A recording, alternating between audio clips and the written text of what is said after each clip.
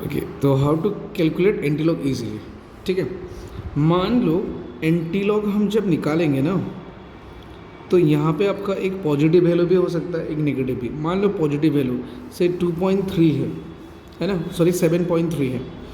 अब इसका मुझे एंटीलॉग निकालना है। तो एकदम सिंपलेस्ट वे क्या है, ये जो वैल्यू है होल नंबर, इसको हम क्या कर देंगे, एज एन पावर के रूप में प्रेजेंट करेंगे 10 बेस, तो 10⁻7 लगा दिए। ठीक है, अब ये जो फ्रैक्शन वैल्यू है डेसिमल के बाद जो वैल्यू है, वो लॉग कितने का वैल्यू होता है उसके हिसाब से एक्सप्रेस करेंगे। मतलब 0.3 मतलब लॉग 2 का वैल्यू होता है ना, तो हम 2 × 7.3, तो ये आ गया इसका वैल्यू।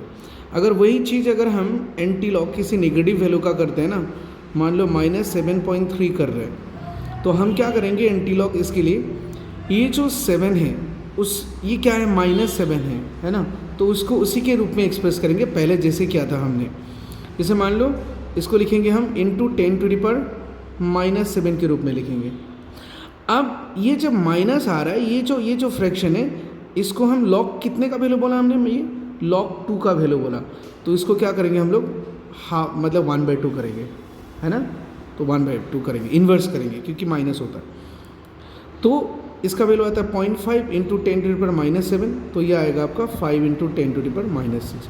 सो हम इस तरह से क्या करते हैं, लॉग वैल्यू इजीली कैलकुलेट करते हैं। अब केमिस्ट्री में क्या है, जैसे हमने मतलब Kc निकालना है ना, ई सेल इक्वल टू हमारा एक इक्वेशन आता है, जैसे 0.0591 divided by n log of Kc। आपको अगर Kc निकालने देगा तो आप एंटी लॉग निकालना पड़ेगा इसका, है ना। तो जैसे मान लो Kc equal to E0 cell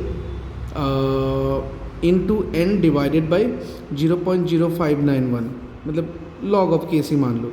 तो Kc निकालेंगे तो हमें क्या करना पड़ता है, एंटी लॉग निकालना पड़ता है पूरा वैल्यू का, है ना, E0 cell into n divided by 0.0591, है ना, तभी काम आएगा हमें। मान लो हमें pH देके रखा है, pH माइनस लॉग ऑफ क्या होता है, H पॉजिटिव आयन कंसनट्रेशन होता है। अब मान लो हमने जब ना इसमें H पॉजिटिव आयन का कंसनट्रेशन पूछा, तो हम क्या करेंगे, H पॉजिटिव आयन का कंसनट्रेशन इक्वल टू ये 1/log हो जाएगा, तो एंटी लॉग, है ना, एंटी लॉग और ये माइनस pH का वैल्यू आएगा। तो जब एंटी लॉग माइनस pH का वैल्यू करना हो तो हम इस तरह से चीज़ों को कर सकते हैं। ठीक है, तो ये 2 केसेस में बहुत ईजी तरीके से आपको हेल्पफुल हो सकता है चीज़ें। सो बेसिकली हमें एग्ज़ाम में कैलकुलेटर वगैरह का यूज़ करने नहीं मिलता है, तो हम इस तरह से वैल्यू अप्रॉक्स में निकाल सकते हैं। तो ये मान लीजिए कभी कभी किसी केसेस में डेसिमल के बाद जो आप लॉग का जो वैल्यू लेना है ना, तो वो वैल्यू मतलब आप आमने सामने जो लॉग का वैल्यू होगा वो आप इजीली पकड़ के इस तरीके से चीज़ों को कर सकते हो।